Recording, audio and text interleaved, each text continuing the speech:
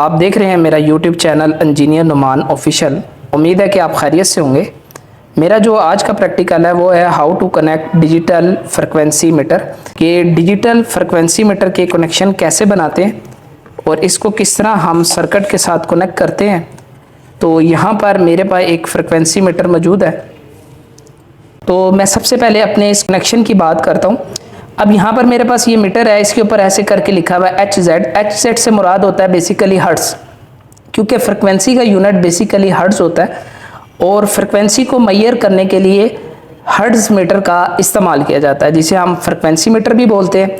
अब इसकी सबसे पहले मैं कनेक्शन की बात करता हूँ और फिर मैं आपको बताता हूँ कि 50 हर्ट्ज़ फ्रिक्वेंसी और 60 हर्ट्ज़ फ्रिक्वेंसी क्या होती है। तो अब आप इसके बैक एंड पे देख रहे होंगे, जैसे मैंने ये आपको डायग्राम में इसके टर्मिनल का बताया हुआ है। अगर आप इसको इस बैक साइड पर देखेंगे तो इधर लिखा हुआ है 1 और इधर लिखा हुआ है आपके पास 2 और इधर लिखा हुआ है आपके पास 6, इधर लिखा हुआ है 7 और इधर लिखा हुआ है 8। और यही सेम टर्मिनल मैंने क्या किए हैं, इस जगह पर बनाए हुए हैं।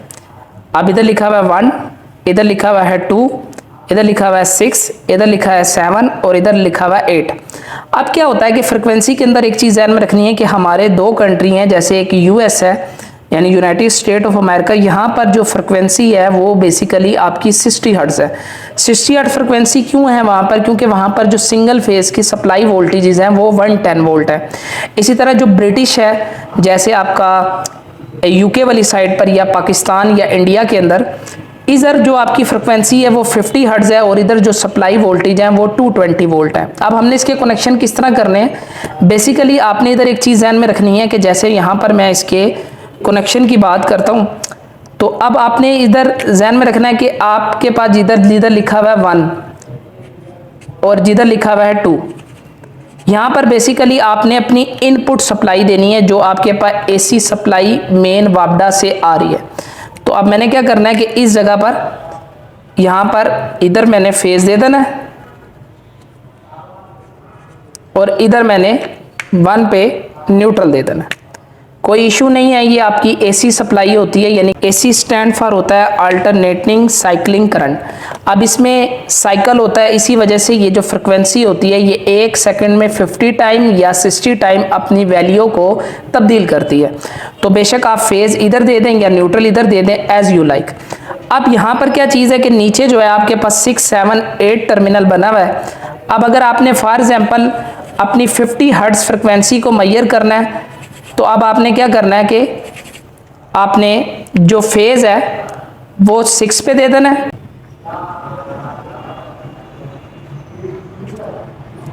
और जो न्यूट्रल है वो आपने क्या दे देनी है, इसके 8 पे दे देनी है। अब अगर मैं इन दो टर्मिनल के दरमियान, यानी कि अगर मैं 6 और 8 के दरमियान न्यूट्रल दूंगा, तो अब ये मुझे जो फ्रिक्वेंसी बताएगा डिस्प्ले पे वो बताएगा इस जगह पर 50 हर्ट्ज़। और अगर मैं क्या करूँगा कि नेक्स्ट अगर मैंने 60 हर्ट्ज़ को मालूम करना है, तो अब मैं क्या करूँगा, ये 6 टर्मिनल का यूज़ नहीं करूँगा। अब मैं क्या करूँगा, इस जगह पर 7 टर्मिनल का इस्तेमाल करूँगा, यानी कि इस जगह पे क्या करूँगा 7 का। तो अब मेरे पास ये जिस तरह ये टर्मिनल है 6, इस जगह पे मेरे पास टर्मिनल है 7 और इस जगह पे मेरे पास टर्मिनल है 8। तो अब मैंने क्या करना है कि इस जगह पर 8 पर मैंने क्या दे देनी है, न्यूट्रल दे देनी है इसके, यानी कि 8 पर इधर आपने न्यूट्रल दे देनी है। और अब आपने क्या करना है कि इसके 7 पर जो है आपने फेज दे देना है। तो अब ये जो आपको डिस्प्ले पर फ्रिक्वेंसी बताएगा वो बताएगा 60 हर्ट्ज़। अभी मैं आपको इसके कनेक्शन जोड़कर इसको रन करके दिखाता हूँ कि ये इस टाइम कितनी फ्रिक्वेंसी मुझे बता रहा है। अब मैंने क्या किया है कि इस ड्राइंग के मुताबिक इसके कनेक्शन कर दिए हैं और यही कनेक्शन मैं आपको इसी तरह टर्मिनल पे भी दे के बता देता हूँ कि अब आपने इधर क्या करना है कि इधर 2 पर क्या दे देना है, जो आपके पास फेज आ रहा है वो कनेक्ट कर देना है और 1 पर आपने क्या दे देना है, इधर न्यूट्रल दे देना है।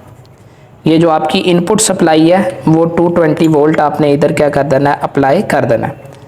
अब आपके जैसे हम पाकिस्तान से ये वीडियो बना रहे हैं, तो यहाँ पर जो फ्रिक्वेंसी है वो 50 हर्ट्ज़ है। तो अब हमने क्या करना है कि यहाँ से ये जो रेड वायर है, एक टर्मिनल यहाँ से मैंने उठाया, उठाकर मैंने क्या कर दिया 6 में दे दिया। तो यहाँ से मैंने वायर ली, वायर उठाकर क्या कर दी मैंने 6 में दे दी, और यहीं से 1 से मैंने एक वायर उठाई है और उठाकर मैंने क्या कर दिया 8 में दे दिया। तो अब मैंने क्या की, यहाँ से एक वायर उठाई और उठाकर मैंने 8 पे दे दी। अब अगर फॉर एग्जांपल मैंने 110 चेक करने हैं तो आप फेज़ जो है वो 6 के बजाय बस सिर्फ 7 पे दे देंगे। अब मैं क्या करता हूँ कि इसको 220 वोल्ट अप्लाई करता हूँ और चेक करता हूँ कि इस टाइम मेरे पास कितनी फ्रिक्वेंसी आ रही है। तो अब जैसे ही मैंने शू ऑन किया तो अब ये मुझे बता रहा है कि फ्रिक्वेंसी जो आ रही है वो 49.8 फ्रिक्वेंसी, यानी कि 50 हर्ट्ज़ इस टाइम मुझे ये फ्रिक्वेंसी बता रहा है। तो अब वीडियो अच्छी लग रही है तो चैनल को लाइक करें, सब्सक्राइब करें। अब मैं थोड़ा सा आपको इस फ्रिक्वेंसी की डिटेल बता दूं कि ये क्या चीज़ होती है। बेसिकली फ्रिक्वेंसी आपका एक साइकिल है जो 1 सेकंड के बाद 50 टाइम अपनी जो वैल्यू है उसको तब्दील करता है, इसलिए हम इसको AC भी बोलते हैं, जिसे हम अपनी ज़बान में अल्टरनेटिंग साइक्लिंग करंट के नाम से जानते हैं। अब क्या होता है कि जो AC होता है ये बेसिकली आपका एक, यहाँ पर मैं साइकिल बना देता हूँ, ये एक आपका साइकिल बना दिया मैंने। अब इसके अंदर अगर आप अपनी वैल्यू देखोगे तो ये 0 है, यहाँ पर इस जगह पर ये 90 है, ये 180 है, ये 270 है और इस जगह पर ये 360 है। अब हमारा क्या हो रहा है कि जिन कंट्री में हमारा 50 हर्ट्ज फ्रिक्वेंसी है उस जगह पर हमारा ये अगर एक बल्ब है ये 50 टाइम ऑन हो रहा है और 50 टाइम आपका ये ऑफ हो रहा है, यानी 50 टाइम ये ऑफ हो रहा है और 50 टाइम ये आपका क्या हो रहा है ऑन हो रहा है। ये क्यों हो रहा है? ये इस साइकिल की वजह से, क्योंकि 1 सेकंड के अंदर ये 50 टाइम अपनी फ्रिक्वेंसी को तब्दील कर रहा है, यानी कि इस साइकिल में यहाँ से यहाँ तक ये पॉजिटिव है और फिर ये क्या है नेगेटिव। ये एक इसका साइकिल है। ये साइकिल 1 सेकंड में 50 टाइम होगा। अब ये 2 साइकिल हो गए, ये 3 हो गए और ये 4 हो गए। अब इधर एक चीज़ ध्यान में रखना कि इसके दौरान आपके वोल्टेज भी, प्रेशर भी अप्लाई हो रहे होते हैं और इस जगह पर आपकी जो करंट है ये भी आपकी क्या हो रही होती है, फ्लो हो जाती है। अब अगर ये करंट वोल्टेज से पीछे रह जाए तो वो फिर उस चीज़ में आपका पावर फैक्टर जो होता है, जिसके ऊपर मैं एक डिटेल वीडियो बनाऊंगा, वो लीड भी करता है और लैग भी करता है।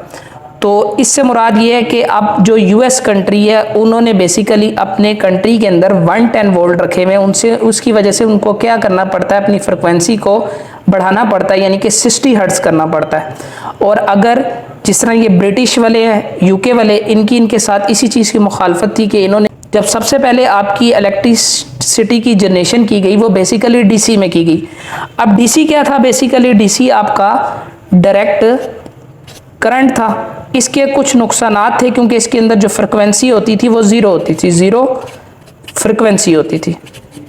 तो सबसे पहले ये US ने, USA United state of America ने जो सिंगल फेज में AC वोल्टेज की प्रोडक्शन शुरू की, वो बेसिकली उसके लिए उन्होंने अपनी फ्रिक्वेंसी रखी 60 हर्ट्ज।